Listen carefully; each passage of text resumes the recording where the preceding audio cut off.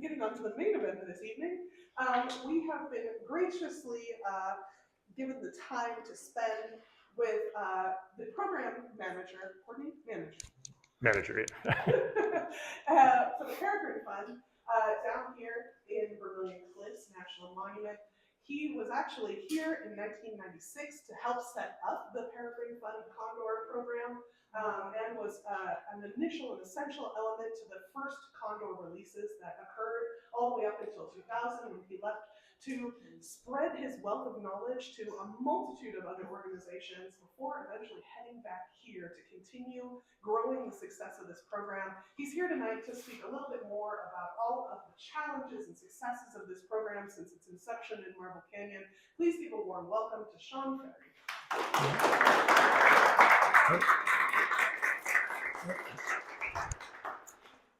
Thank you. It's always fun. It's all I do is talk about condors anyway, so it's nice to get a new audience that hasn't heard all my stories. But yeah, it's especially fun to do a presentation so close to where you could actually see condors. And you know, if you're around here, if you spend time down by Navajo Bridge, you're like, oh yeah, I've seen condors a bunch. At least for me, it never gets old. I see them every day. But hopefully, for folks that have seen them in the wild, they can kind of understand that a little bit. But even though they're close by, and a lot of times you'll hear that it's a success, and you know, a lot of times the Condor program is in the media and in the press held up as a success story. There's still a lot to it. We have not figured it all out. If anybody tells you they're a Condor expert and knows how to do this, maybe check for your wallet, because it's an evolving story, something that we work on every day, trying to figure out how to keep these birds alive in the wild. So again, thank you to the Conservancy for inviting us here tonight. Just one of many cooperators here in the area with the Park Service, Forest Service, BLM, endless cooperators that we couldn't do it without them. And we'll kind of touch on that a little bit as we go through. But again, I work for the Peregrine Fund, and if you're not familiar with the Peregrine Fund, yes, we've been kind of running this release since '96, but the Peregrine Fund was founded in 1970 to address the rapid decline of peregrine falcons. It was founded by Dr. Tom Cade at Cornell, who started breeding captive peregrines and then releasing them, hacking them into the wild. And that turned out to be very successful. The peregrine was delisted in 1999. So that was our main program up until that point. But in the 90s, we started branching out, working on other raptors. And we tend to focus on, if you had to sum it up in kind of two lines, is the most unique, the most endangered around the world. So again, we're a nonprofit based out of Boise, Idaho. And our mission is to conserve birds of prey worldwide. And again, we're based in Boise, but we have programs in Madagascar, Africa, the Philippines, the Caribbean, Central and South America, pretty much any place that there's a raptor that's endangered. And again, it's a triage. You would like to help everything everywhere, but unfortunately that's just not possible. So we put a lot of work into trying to identify where we can be most valuable. And our expertise came from all those years of breeding peregrine falcons in captivity. So that's kind of what we do with other species, again, to prevent extinction, protect habitat, engage people, and address threats around the world. And in addition to running this part of the Condor program, the release program, we're also the largest captive propagation facility of condors up in Boise. The other captive propagation, I'll talk a little bit more about it, as we go on in the presentation, is the Los Angeles Zoo, San Diego Zoo, and the Oregon Zoo.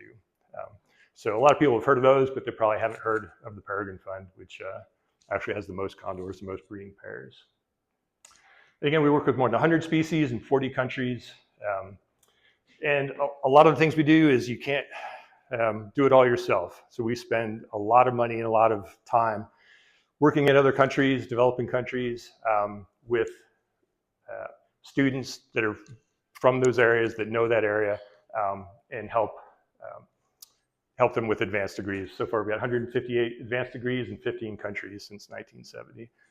So again, if we can get people in country to be able to do things and work with raptors in their own country, that's a good investment of time and money. Just to get an idea of what we're talking about, just condor stats. Everybody knows they're big, 9.5-foot wingspan, a little bit smaller than Andean condors, but not too much. Weight of 25 pounds, that's the top. Probably somebody who's been in captivity a little bit. We just had a bird I released a couple weeks ago, it was 24 pounds. So when you see a condor flying, think of something that's 24 pounds to keep that in the air most of the time without flapping. You know, that's an animal that's designed for soaring. They're incredibly efficient. Food, they're completely scavengers. Again, sometimes I'm in my little bubble. You know, people ask like, well, what do they kill? They're really big. They don't kill anything. They're just obligate scavengers. That's all they do is feed on carrion. How much do they travel? That's really variable. They can easily go 150 miles a day. Right now, and I'll show you some maps of where the current birds are traveling, they'll go from sometimes Navajo Bridge up to Kolob, north of Zion, and back in the same day. So that'll take us 6 or 7 hours if we had to drive it. And they can do it. And if you watch their GPS tracks, they can make that flight in 2 hours. So they can spend a lot of time. And again, they're a carcass finding machine. If it's good weather, good thermals, they just spend the day in the air, just looking for signs that somebody has found something to eat. How long do they live? 50 to 60 years. In a perfect world, we're having a challenge keeping our birds that have been released. They're probably not going to make it to be that age. Our oldest bird right now is 29, and he's the oldest that we have. He was a 95 hatch, and we'll get into the kind of causes of mortality and things like that. But while we've had some successes, and again, I'll touch on those, it's not all bleak, but the chances of birds living currently past 30 is a challenge, and I'll definitely get into why that is. Their range, I'll kind of go through these kind of quick because I'm going to touch on some of them. It says mate for life or mate till death. If a pair loses a mate, most of the time they'll repair, but they have really strong pair bonds, especially this time of year that we're just kind of coming into courtship, and we should start getting egg laying in January or so. So we're seeing lots of displays. Males are starting to get a little bit annoyed with other birds, but everything takes a long time with condors. So fledging, unlike a sparrow that, they go from hatch to fledging the nest in 14 days and then it can fly, these guys take a really long time. So it's about 60 days of incubation. We just had our first fledge of last year, and I'll talk about our natural hatches in a little bit, but 6 months from the time they hatch to when they just move off of their little cliff edge and make a little flight to another pinnacle or rock. So very long period of being stuck in that nest cave for the nestlings. Sexually mature, 5 years of age. Again, that's pretty much the earliest. It may take 8 or 9 years before they might mate. We did last year have a 5-year-old female first nesting attempt who was successful, and she currently has a chick down by about 27 mile down the river. So that chick, we just confirmed that it fledged yesterday. So reproduction, again, something that makes everything very slow. That they have a single egg every other year. If they're lucky, they might take them longer than that. If they lose a mate, that disruption could cause them to not nest for a year. So it might be, every 3 years or 4 years. So again, a species that is evolved to live a long time, put a lot of parental care into their chicks, and then have a really high rate of survival. So anything that kind of knocks that out of whack is something that kind of reduces their ability to really thrive out there. Again, even after they fledge, they can be dependent on the parents, the nestlings, for 1 to 2 years. If anybody knows the chick that was hatched out down by Navajo Bridge about 2 years ago, 1150, I just saw him get fed not that long ago, and he's over 2 years old. So his parents failed. Their nest failed last year. So then the dad was like, well, all right, I'll start feeding you again. So again, when I start talking about the challenges of releasing young birds coming out of captivity with no parents, and we're releasing them at 6 months of age, think of like a bird that's been fed by its parents for 2 years, and how dependent that nestling is, not only just on food, but for, everything else, where to travel, where to perch, risks, things like that. And the last one is dimorphism. There's no real sexual dimorphism for adults. You can't tell them apart. Males tend to be a little bit bigger, but they're pretty much identical, males and females. And then again, maturity about 5 years of age, they start with blackheads, and I've got some graphics here, I think, somewhere. And I'll just kind of show you that age gradation of how they change. Again, 9.5 feet, not to scale. Usually I kind of forgot to bring a tape measure, but you're like, when you say 9.5, that sounds big, but if you put a tape measure out and like really look at 9.5 feet, that's a big bird. And again, this kind of shows you some of our tags that I'll talk more about. I can pass them around.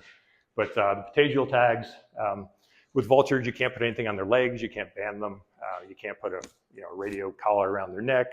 Some raptors, they put backpacks on with straps. None of those things really work for condors. So they're big enough that we use patagial tags that just kind of go on the leading edge of the wing. So as a vinyl tag, I can pass them around if folks are interested while I'm talking. Just for scale, it's a pretty big vinyl tag. And we put radio transmitters on them, and then this is a GPS tag. It's pretty beaten up with a broken antenna, but it usually has an antenna on it. But for scale too, that's a pretty good size transmitter to put on a bird. If anybody wants to take a closer look at them. Again, just size comparison. Turkey vultures, might at a glance might get confused for them, but size comparison side to side, there's really no comparison if you see them up close. Turkey vultures are usually a lot more tippy. I think people confuse planes for condors a little bit more than, you see them at a distance, they just fly so straight and heavy that they're in a side-by-side picture, you're like, how can I possibly get those confused?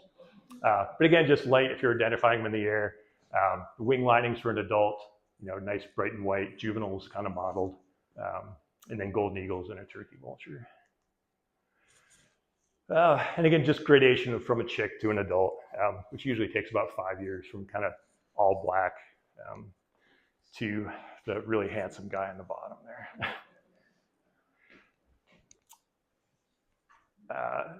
Condors, along with Andean condors, are kind of survived the Pleistocene, where one of the great mass die-offs. A lot of things didn't, but their heyday was all the megafauna. That most of it was lost during the Pleistocene 10,000 years ago. So they, some people would call them a remnant, but I think there's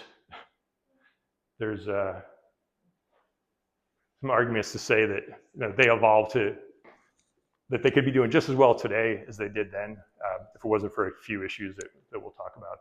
So that a remnant that should have gone extinct and somehow outlived its period, I think is a pretty thin argument there. There were a lot of other large condor-like birds in the Pleistocene. This is Teratornis. It had a wingspan of up to 21 feet. So I just kind of throw this in there to show that we think that this was just some massive bird that was the biggest that ever survived or ever lived. And there were a lot of other cathartids that were much larger. This one I just throw in to remind me that a lot of people think, we said they don't kill anything. This one just says, biggest bird alive, carries off a baby in its talons. They have large feet, large, powerful legs. They have no ability to grip or grasp anything. They can't pick anything up. all their strength is to tug at carcasses. So it's kind of pushing strength. They can't grab anything with their feet. So sometimes you'll hear like, oh, they carried off a lamb or something like that. They physically do not have that ability. Now here's just some nice pictures of a juvenile, probably like about a 4-year-old. Nice neck ruffs when it's cold. They'll kind of pull up their feathered ruff over their head to stay warm.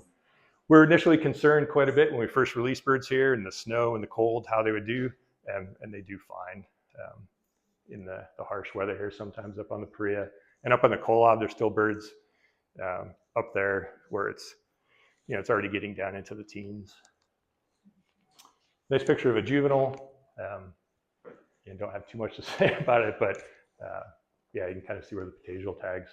And Navajo Bridge, again, if you haven't been down the Navajo Bridge to see the birds down there, that's the easiest place to see them up close. Nice picture of a good-looking adult. A lot of times on the bridge, you'll see it, especially when it's cold. You'll go down in the mornings when they're getting the sun. They're not early risers, so if you want to get into ornithology, but you don't like getting up early in the morning, condors are the bird for you, because they wait to warm up, they wait for the thermals, that they're not going anywhere early. Again, obligate scavengers. It's amazing. They'll go, a group of birds will go through a full-size deer in an hour. And again, they're unlike turkey vultures. They have a really strong sense of smell. That's how they find their food. California condors do not. They have a really good vision, and they're using turkey vultures, ravens, other scavengers to lead them to carcasses. So they're not going to find something on their own. In dense forest canopy, they're waiting for something else to lead them in. And then they're the big guy, and then they can just go take it. Especially because they tend to forage in groups. So even bigger things, coyotes, golden eagles, and you figure they evolved with saber-toothed cats and dire wolves and things like that, they get a group of them, they can kind of push off and take the carcass from the biggest scavengers or other predators that are out there today. Pleistocene range, there's non-fossilized evidence from across North America, from Florida. There's actually some up in New York also, but mostly in the West. In turn of the century, kind of the first documentations, Lewis and Clark, that's actually an entry from one of the Lewis and Clark journals along the Columbia River mouth of a condor. And again, it was first described in 1797. But by the time these individuals were starting to document it, the range had already shrunk significantly into just California, kind of Ventura, Central Valley in the middle, with a significant range in population reduction. So the historic reasons for decline.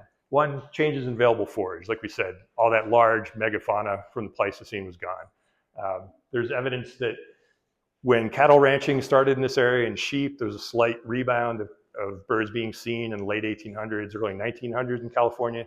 The last one in Arizona was in Williams in 1922. Again, that could have been from an influx of a lot of livestock at the time. Just general habitat loss.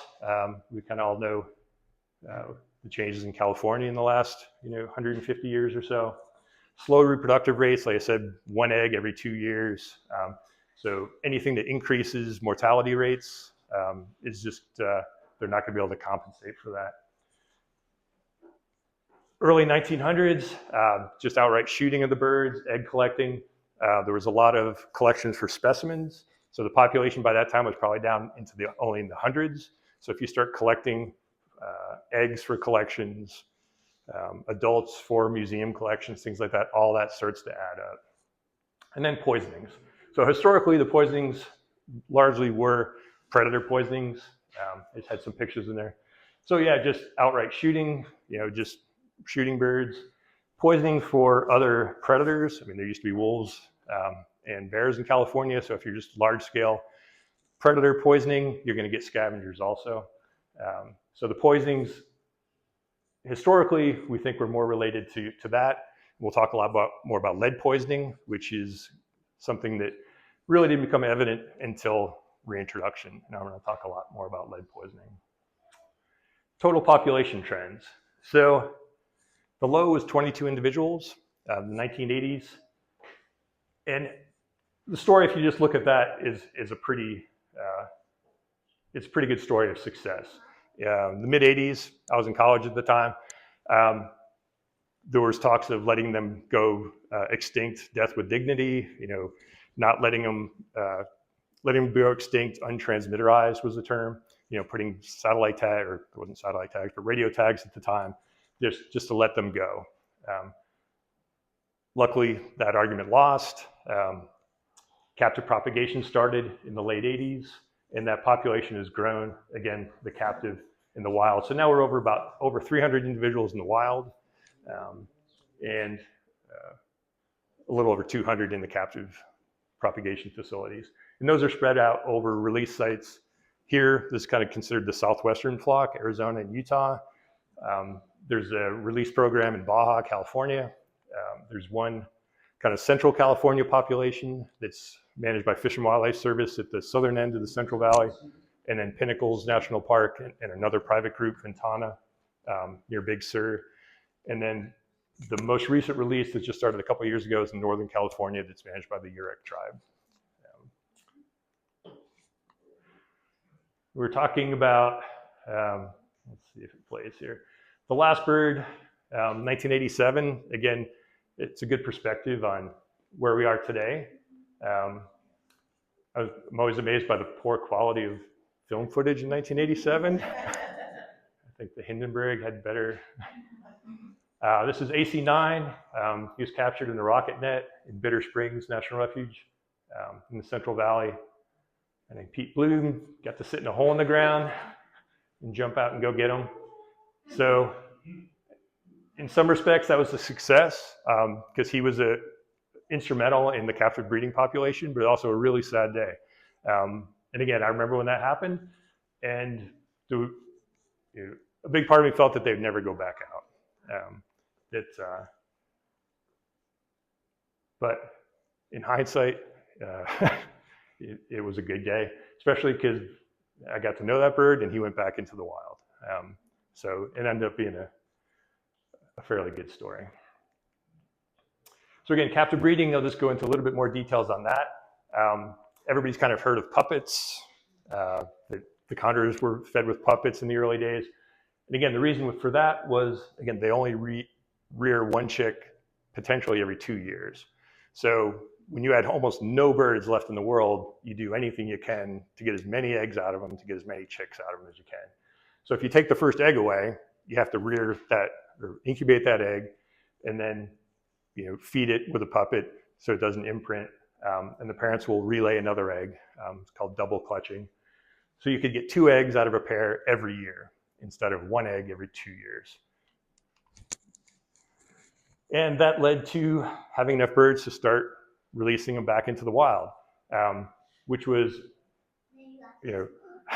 which was really an exciting and really scary endeavor back in '96 because nobody knew how to do it. Nobody knew if you would just let the birds out and they'd fly 500 miles away, or if you could track them. We really had no idea what they'd do. So the first release here in Arizona was December 12th, 1996, kind of out in House Rock Valley, not very far from here. We released 6 birds that December.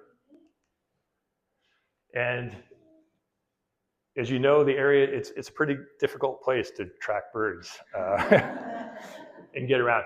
But as it turned out, the condors are kind of more user-friendly than we thought. That they're really creatures of habit. You get to know where birds go, the corridors that they go. This is Zion. Let's see. And this is just a heat map of right now. So the last year or so. These are GPS hits, and I know it's kind of hard to tell, but these are the hot spots. So the condor release area is right there, and hopefully this will, like, where do the condors go? They could go anywhere in the world they want to go, but this is where they go. Page is right here, Navajo Bridge, condor release site.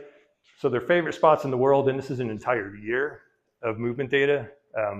So their favorite spots, the Kaibab burn, if you've been coming to the North Rim, they love the burn. There's just big dead trees that they can roost in. Deer, right now, they're finding deer, a lot more unrecovered deer than you'd think up on the Kaibab from hunting season. I think they've probably found 4 or 5 just this week, bucks that were unrecovered. So that's a good foraging spot for them, except for the lead issue, which I'll talk more about. They really like Thunder River in the winter, kind of the Deer Creek, Thunder River area. They go down into there. And then the summer habitat is all up north of Zion. This is Kolob. And the main reason they like that is, if you've ever been up there, there's a lot of sheep grazing up there. So they move all the sheep up into the high country. I'm not real familiar with why sheep die, but I just know they do. And the condors found that, and that's their summer range. They don't stay up there. You'll have birds, again, that might be nesting. We have 3 nesting individuals right now, or 3 pairs, and they'll go back and forth. Just keep rotating, going back and forth, foraging. They might be up there for a few days, depending on how old the chick is. But that's their hot spot during the summer. Releases to the wild. So we said our first release was in '96. Believe it or not, I'm always amazed when I actually look at the numbers. And we've released 266 birds since that first release in '96. On average, we release about 12 every year. This year we released 24, which we had to really keep our morale up. We're like 24 and 24. It's not easy. So we didn't have any releases in 2023 due to avian influenza. I'm going to talk more about that. So we held back 12 birds. So this year we released 24, and we just got done releasing our last 12. So this is from inside our release pen up on the top of the Paria. So those are birds getting ready to go. Open the door and they're right on the cliff face. And by feeding them there and starting to feed birds on the outside, the wild birds will come around, and these birds will just lock into that site just like it's their parents' cave. So you can let them out and they could go 100 miles. They don't. They tend to go a couple miles at most. It's kind of just a real slow progression, and then they'll integrate in with the flock like it's their parents, and they'll just start moving off, and they have all these mentors, and it really makes our job a lot easier. When we were doing it in the late 90s, there was no flock to integrate into, and I don't know if they would get into a lot of trouble. They're a little delinquent sometimes, but again, that's if their parents could kick them out at 6 months of age, and that was the only investment that they had in them, and that worked, why would they keep feeding them for 2.5 years? So again, we fought pretty hard to keep everybody saying, like, just give us more time, we'll get there, and that turns out we were right. Keys to survival today. Finding food, it's not really a problem for them. Initially, we weren't sure if there's enough food on the landscape for them. Last year when we had avian influenza hit, we stopped any supplemental feeding. They had no issue with it whatsoever. We didn't feed them for the better part of a year. They did fine. So it's a challenge for young birds, but with a flock that they integrate into, usually only takes a couple months, and you don't have to worry about them anymore. They're finding plenty of food. Predators, again, it's an issue for younger birds, but it tends to be the first couple weeks. If we can get them through the first couple weeks, they smarten up really quick. The last one I put on there for the keys to survival today is a lead tester. And the thing we're looking for, that one says 0.0. You almost never, ever, ever see a bird without lead. So getting it to where our birds are not getting poisoned on a yearly basis is the biggest hurdle we have right now. I'll hit a bunch more on that. So what we do every day, we track the birds every day. I get up every morning and I look through. Luckily, we have a nice kind of phone app where the crews just uploads all their data every day, all their tracking, all the GPS data. It's all in one spot.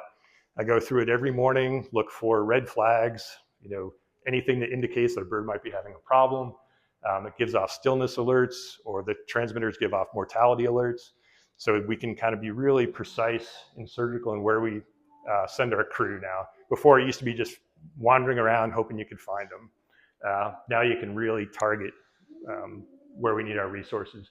And this person is just tracking, they call it chasing beeps, which if you keep your eye on the prize and while you're out there tracking beeps, then you make your own luck. You're right where you need to be at the right time when a bird needs you. So wild reproduction. Since our first wild hatch in 2003, we've had 66 wild hatches. Let me shut off my phone here. Which is incredible. The first 5 years, we were just hoping we could get a bird to be 5 years old and just look like an adult. That seemed an unachievable, goal. Right now we have 10 F2 generations, so that's wild chicks born from wild chicks. In 20, there's still a lot surviving today. And currently we had 5 attempts last year. 3 are known active. As I said, they're all fledging right now. They're all doing great. So, I was talking about courtship. If you want to go hang out by the bridge now and watch for 619, he's displaying a lot to his new mate 471 or 741. So you'll see this goofy behavior. So they'll kind of like move their head back and forth. And this is, we call it the wave cave. We had a camera in a cave a few years ago. There should be some footage here. So in a few months, hopefully, we'll have a few more chicks. And by maybe sometime this winter, we might start getting some of those juveniles showing up. Here's another this is 1150, the chick from the bridge, 2 years ago. I love him. He's a little dim compared to some of the other ones. So we kind of keep a special eye on him.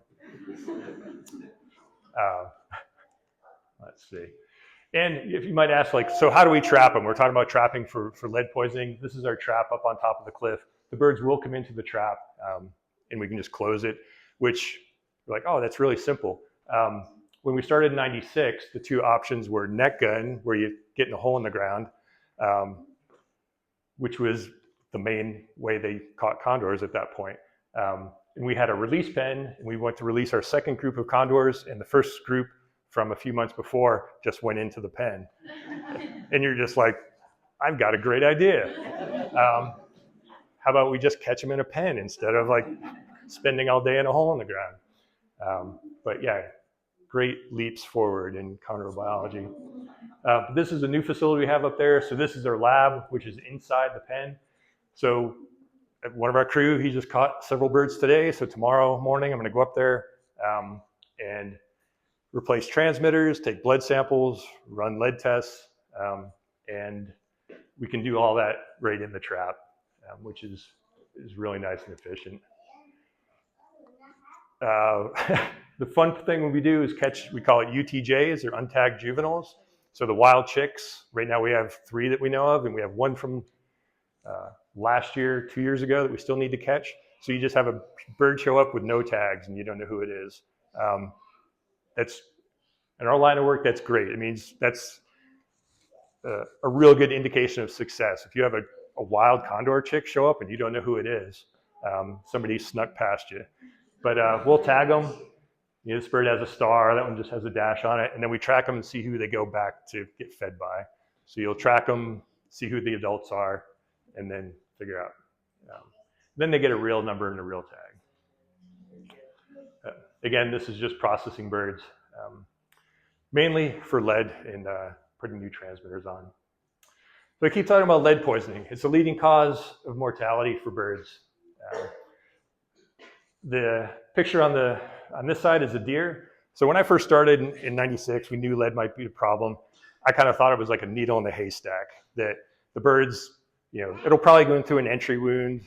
It's like it might have some chance of finding a fragment, but it's going to be, rare, probably not very common. Where we started finding out is it's incredibly common. They're just a carcass finding machine. Pretty much everything you find out there is contaminated. This is fragments of lead. Again, we used to think it'd be a couple large fragments. We started doing studies, x-raying deer that have been shot, and you're finding fragments and microfragments in the hundreds to thousands in wound channels that are much larger than we ever expected before. This is a condor, so that's actually lead fragments in a condor. So that's part of our process, that if a bird comes in with high lead, when we test it up on the cliff, it comes down to our treatment facility, we x-ray it. If it has fragments, we may do some different treatments, but it'll start chelation, where it starts a regime of getting shots twice a day for 5 days. Goes on a couple of days rest, you test it, lead again. If it's still high, it starts a whole nother regiment of shots. And that might go on for a week or months sometimes.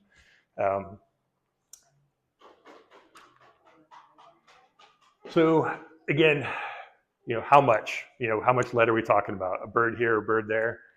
Last year, we caught 60 of the birds, trapped and tested them. Or we trapped 60%, yeah. Of those, 90% tested with levels indicative of lead exposure, which is over 15 micrograms. So to put that in perspective, there's no safe level of lead. I mean, we all kind of know that from pipes and drinking water, stuff like that. For children, levels as low as 10 micrograms indicate neurological impacts. Again, lower than that, still not good. 10 is really bad in children. Again, 90% of our birds were over 15. So 47% were extreme, that's over 65. That was up from the year before. So 65 is our tester's maximum value. If it comes in over that, it just says high. And 62% were treated. So 37 birds were brought down to our treatment barn. So again, 62%. So to put that in perspective, when we're up there testing, you catch 10 birds, 6 of them are going home with you. Pretty much 60% of everybody we would catch would come home to the barn to get treated. So it was an exhausting season for the crew. And that happens year after year. So while all those numbers about how many birds are out there is an incredible success story, having to treat them for lead poisoning like this every year is not sustainable, and it's preventing recovery, to be blunt.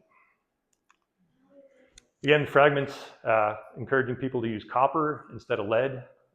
There's a lot of good copper rounds out there now that the ballistics are just as good or even better sometimes than the lead. Lead's not good for anybody. It's not good for the people that ingest it. It's not good for scavengers. It's not really good for anything. We're saying that again, it's not in any way an anti-hunting statement. It's just a safe hunting, a good conservationist message. To that end, Arizona Game and Fish and Utah Division of Wildlife Resources work closely with us, trying to encourage the use of non-lead bullets in the range of the condor, and that's using copper bullets or removing your gut piles from hunts. So on the kaibab, for instance, we have about an 85% compliance with folks that have mule deer tags on the kaibab, that they either use copper or they remove their gut piles. That said, the birds are still finding a lot of lead.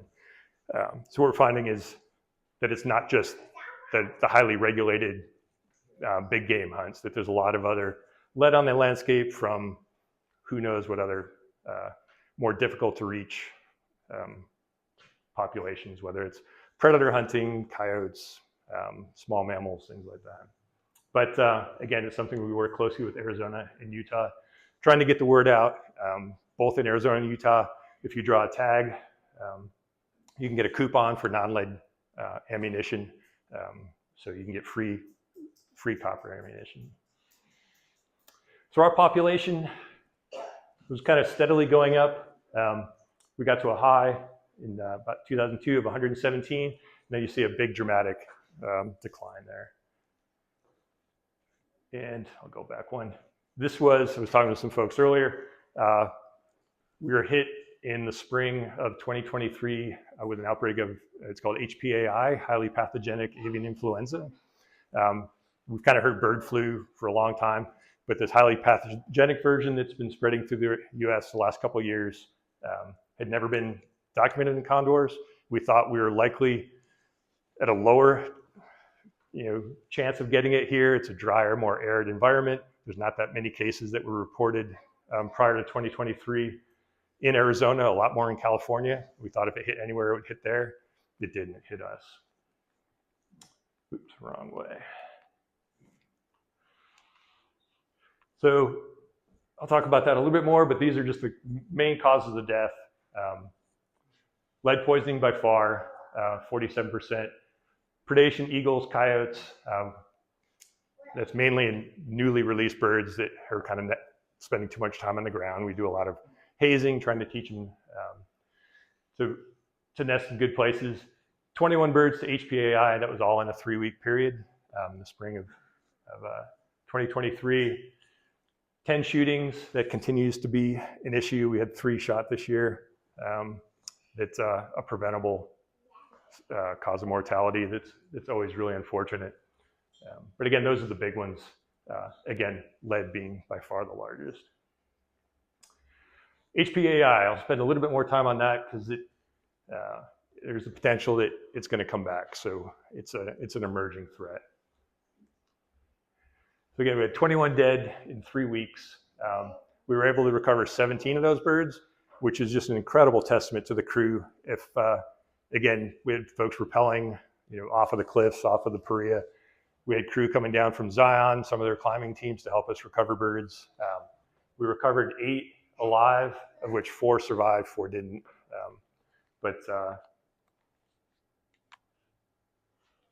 the big hits were 13 known breeders, and they said we still had 5 attempts last year, but the loss of 13 adults that were breeders was a big setback to the population.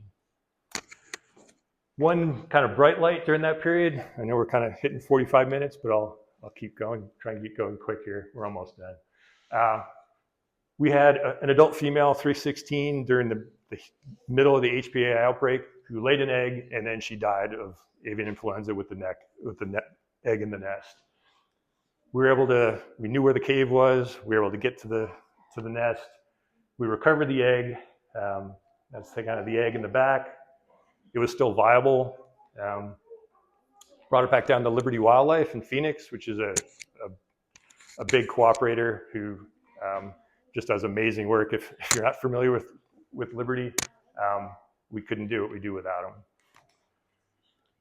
And so this is 12/21 after she hatched, just with a little, well, I think it's probably just like the exactly one you sell here. So after losing 21 birds in 3 weeks, this chick was really important to the crew. It was kind of like a little bright spot. We thought she might have HPA also. Usually the egg wouldn't hatch if it did have it, but after she hatched, we could take her up to Boise. So this is 12/21 up in Boise.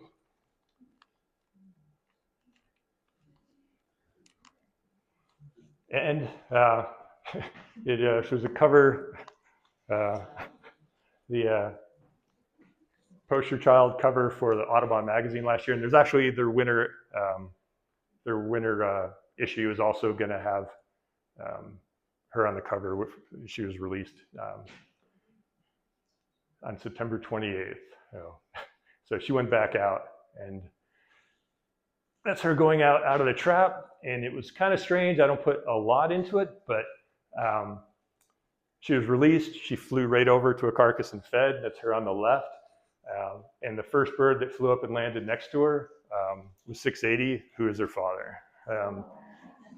She left as an egg. I don't think there's any way that they could identify each other, but it still was a nice story.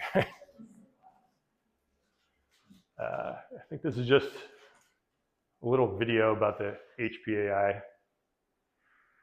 don't know if there's sound. Oh, I don't know if you've got, I can try it. But the Peregrine Fund has never been one to back down from the challenge. We'll just kind of wrap it up with this video here. North America's largest flying land bird is also one of its most imperiled. After the population crashed to a low of just 22 individuals in the 1980s, an extensive captive breeding and release program was established. Today, more than 500 of these resilient birds exist, with more than 300 free-flying individuals navigating the skies of North America. But in the spring of 2023, a challenge unlike anything we've faced before sickened dozens of condors. In a matter of weeks, highly pathogenic avian influenza, or HPAI, left 21 condors dead, and a recovery effort was set back a decade or more. But we didn't back down. We traveled countless miles on roads, on cliffs, on trails, and on rivers to rescue infected condors. We recovered an egg after its mother was lost to HPAI and flew the nestling hundreds of miles to our propagation facility to prepare her for an eventual return to the wild. And we're just getting started. Our focus now is to address this unprecedented threat and to minimize the potential impacts should an outbreak ever occur again. And so, high atop Vermilion Cliffs National Monument in Arizona, we embarked on an ambitious project, a complete rebuild of our flight path, where young condors learn from mentor birds and acclimate to the wild prior to release. They said it wouldn't be easy. We did it anyway. 30,000 pounds of materials were transported to the top of the Vermilion Cliffs National Monument by truck, then transferred to ATVs for the last leg of the journey. Our team worked tirelessly for 7 weeks to ensure this year's captive bred condors would have a safe space to reside upon arrival. The final product? A space as impressive as the California Condor itself. Here, the young condors will spend the next few months protected from potential exposure to HPAI as they get used to the new environment, improve their social skills, build their flight muscles, and ultimately fly free above the American Southwest. And so we take a brief moment to catch our breath, and then welcome the next challenge. There's more work to be done. HPAI is here to stay, but so are we. And so is the California Condor. The California Condor is a story of recovery. It's a story of resilience. And while this story has often been filled with adversity, it's how we respond in times of adversity that defines who we are. It shows the world why we do what we do. Our job, our mission, our passion is to safeguard the future of this magnificent species. This is the work that makes us proud to be the Peregrine Fund.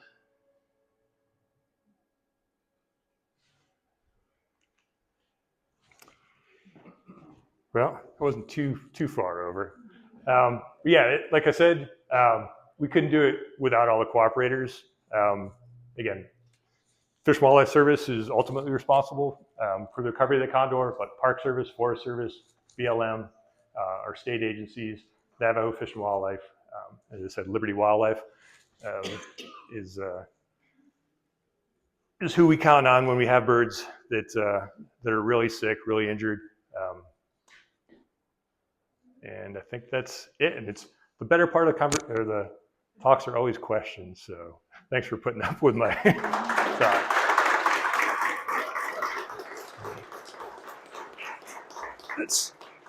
And there's a stack of these here. It just says, it's actually a really nice photo.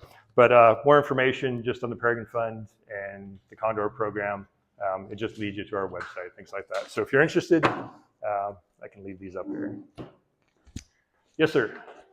So I gather there's no bird remaining from that original release. So the original 96 release, there's not.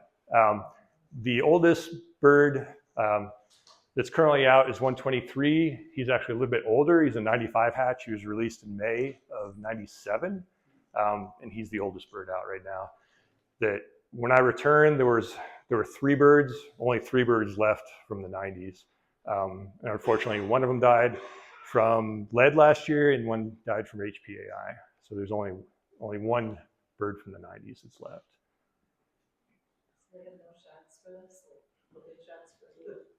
Good question. That's a whole nother story.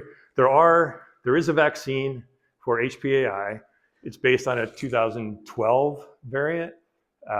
So it's not the same variant that our birds had. It's up until this outbreak with condors, it's never been allowed for use in the US. Reason being is that the vaccine, at least that vaccine, the 2014 variant, if you give the bird that vaccine and then test it, it'll show positive for HPAI, and you can't differentiate between whether it tested positive because it got HPAI or it got the vaccine. So they've never used it in the poultry industry, which, as you know, they've had huge, if somebody tests positive in a poultry facility, they call the entire thing. If they vaccinated them, they couldn't export them, because if you tried to export them to Europe and tested them, it would test positive for HPAI. The new vaccines that are coming out, they call them DIVA vaccines. It stands for something I can never remember. You can differentiate between a bird that has gotten it naturally or been vaccinated. But because of that issue with not being able to export poultry, that the USDA has never allowed the HPAI vaccine to be used. So when we had the outbreak in condors, we got special authorization. We did a trial study in black vultures to see if it was safe. We did it as fast as we could, did testing in some captive birds, and we are vaccinating. But again, it's difficult to vaccinate birds during an outbreak or something like that. You're congregating them. So the best thing you can do during an outbreak is not feed them and hope they just disperse, because close contact is how they're going to spread it. So the best thing that we found since the outbreak is now we test all our birds. We collect serum, and we can see who's been exposed. When those birds were dying, we had no idea if any birds were surviving it. There could have been a 100% mortality rate. We didn't know who was getting it. Since the outbreak, we've been testing birds, and we found that about 50% of the population had exposure to it and survived. So that's the silver lining out of all of it, is that if we get it again, there's a bunch of birds in our population that have natural immunity to it. And that's something we're going to keep tracking over time to see if it wanes over time. Didn't they try with COVID, to use a vaccine, somebody who had contracted COVID and, gave their blood and none of that worked? Yeah, with the birds, the good thing is that we saw quite a few birds that we suspected that did have it, that appeared sick, and we thought we were going to lose them. We couldn't catch them, and they got better. And those birds did have titers showing protective exposure. So not everyone that got it died, which was not a great win, but it was a big win. We had no idea before whether any of them survived it. It comes from the poultry industry. How it originally got in here? That tends to be like the reservoir for it. So poultry industry, backyard farms, things like that tend to be more where poultry and then wild birds can interact, kind of smaller things like that. You guys tag the birds, how early do you tag them, and if they're juvenile, do you have to change the tags depending on the size of the bird? We don't. By the time they fledge, they're pretty much adult size. The only reason we might change it is, again, if like right now I have birds out, if you see any birds with like weird shapes, like a star or a circle or a square, that means I have no idea who they are. I could put a number on them, but it just seems kind of cooler. I just put symbols. This is my condor helper. Yeah, by the time they fledge, they're as big as a full-grown adult. Yeah. You said that during 2020, you guys stopped congregating them, stopped feeding them, Right. and they did fine. So is that something that you guys are going to continue doing, or have you gone back to supplement feeding? We've gone back to supplemental feeding because we had to we released 24 birds, and those young birds 100% need food. That we released 12 in the spring, and again, the rate of how quickly they become independent from us is really quick now. Like I don't think the first groups in the 90s, it was like years before they found their first carcass. Now it's a couple months.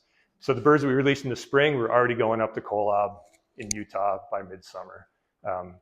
So they didn't really need us. The downside to not feeding them also, and we can't really, it's hard to tell, we can't prove it, but we stopped feeding them all during the HPI outbreak. They weren't coming by Vermilion Cliffs, they weren't getting food, they just became even more independent. We had our worst lead year that we've ever had. Is there a correlation to them becoming more independent and feeding on contaminated carcasses? I think guaranteed. So one of the big criticisms in the 90s was like, oh, you just have a free-flying zoo. If you keep feeding them, they're not really wild. But now it's every carcass that we put out for them, they can find food themselves. They don't need us. But if we put something out, it's a clean source of food that is not contaminated.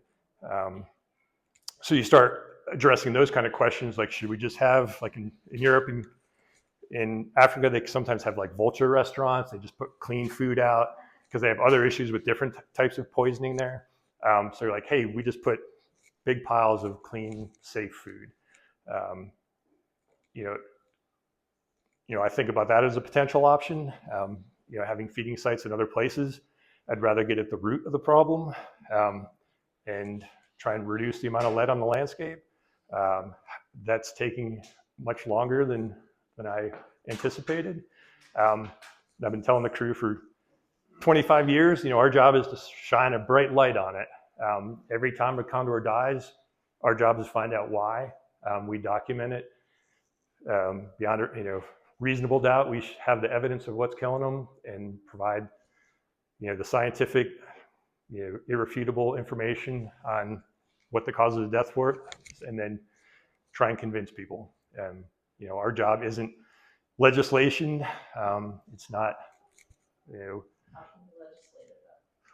well, I mean, you could weather lead bans, things like that. So California did do a lead ban. So far it's not, but I think that in and of itself doesn't mean that, trying to remove lead from the landscape, it's a really complicated issue. There's so much lead stockpiled that people have in either in ammunition or doing it piecemeal, where one state you can do this and one state you can do something else. And then sometimes there's just pushback that, there's some folks think that it's something that's against, anti-hunting, things like that. My view is, hunters have led the way in conservation for 100 years, whether it's, with waterfowl and the refuge systems, things like that.